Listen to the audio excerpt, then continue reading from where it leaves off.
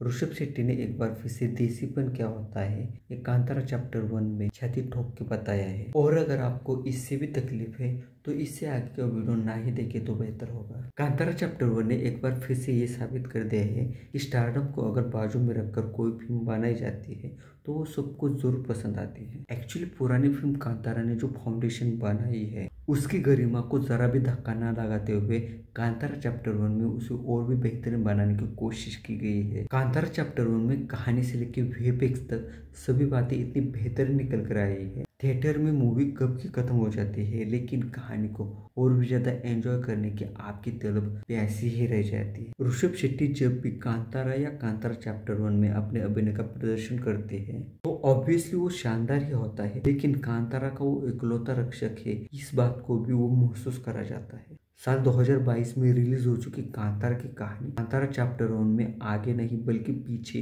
अतीत में गोते खाती है। पुराने वाली कांतारा मूवी के एंड में जब भूत कला नृत्य करते हुए एक खास जगह पे आके शिवा अदृश्य हो जाता है तो वैसे ही कुछ सालों पहले उसके पिताजी भी उस जगह पे जाके अदृश्य हो गए थे। लेकिन ऐसा क्यों हो गया ये प्रश्न आपको जरूर इस सीन में अटका के रखेगा, लेकिन अगला वाला ही सीन आपको इसके उत्तर में एक कहानी सुनाने की शुरुआत कर देता है जो सबकी नजरों में वैसे भी दंत कथा ही बनकर रह गई थी। ये कहानी शिवा के पूर्वजों की और बांगड़ा साम्राज्य के बीच की संघर्ष की है जो पीढ़ी दर पीढ़ी आगे चलती रही है। बांगड़ा साम्राज्य के राजा राजशेखर अपने बेटे कुलशेखर को अपने गद्दी का वारिस घोषित करते हुए राजा बना जाते हैं। वहीं पे उनकी बेटी कनकवती को राज कारोबार में हाथ बटाने के लिए बंदरगाह की देखरेख का काम दिया जाता है। हालांकि वहां पे कांतारा के बहुत सारे लोग अपने मसाले बेचते हुए व्यापार करते हैं, लेकिन कांतारा में पला बड़ा बर्मी इस बात से अनजान था। लेकिन जब उसे एहसास होता है कि बांगड़ा जाके व्यापार आदि सीखकर अपने आदिवासी लोगों का जीवन और भी बेहतर किया जा सकता है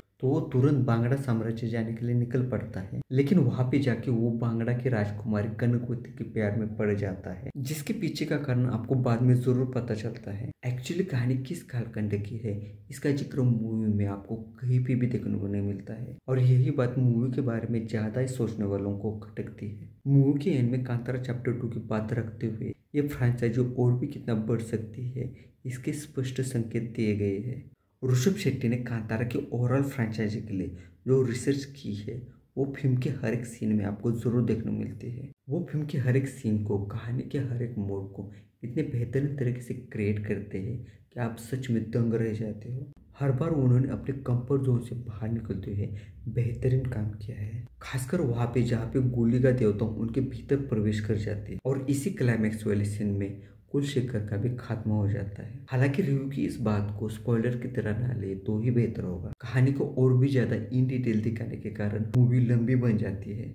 मूवी के फर्स्ट हाफ को और एक्शन के ज्यादातर सीन्स को बेवजह खींचा है ऐसा लगता है। फिल्म का विजुअल इफेक्ट्स वास्तविकता और ग्राफिक्स के बीच के अंतर को इतनी बारीकी से मेटा जाता है कि आपको कहीं पे महसूस ही नहीं होता है। अरविंद कश्यप की सिनेमाटोग्राफी कांतारा चैप्टर 1 के लिए किसी मास्टर क्लास से कम नहीं है। अजनीश लोकनाथ का बैकग्राउंड स्कोर बहुत सारे जगहों पे इतना तेज सुनाई देता है फिर भी लोगों को पसंद आ ही जाता है। मूवी में बार बार बजने वाली सिग्नेचर टोन पहले वाली कांतारा से आपको जरूर जोड़े रखती है। कांतारा चैप्टर 1 को देखने के लिए पुराने वाली कांतारा मूवी को होमवर्क के तौर पे देखना कहीं पे भी आवश्यक नहीं बोला गया है, क्योंकि आपने पुरानी वाली मूवी नहीं देखी है फिर भी ये मूवी समझने के लिए आपको कोई भी दिक्कत नहीं आने वाली है। ऋषभ शेट्टी ने अभिनय करने के साथ साथ मूवी मेकिंग के हर उस डिपार्टमेंट में काम किया है जहाँ पे आपका मूवी देखने का अनुभव थोड़ा भी खट्टा हो सकता है। डायरेक्शन और स्टोरी राइटिंग के साथ साथ अभिनय पे भी ऋषभ शेट्टी की पकड़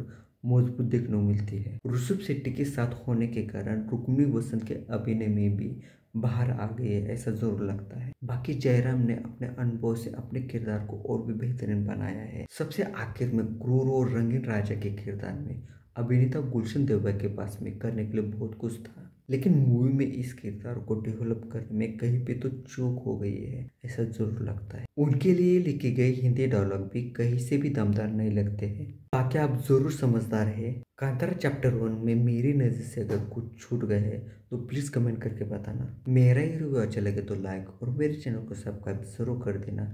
मिलते हैं अगले वीडियो में और एक नई रिव्यू के साथ में और एक नई मूवी के साथ में, तब तक के लिए नमस्कार।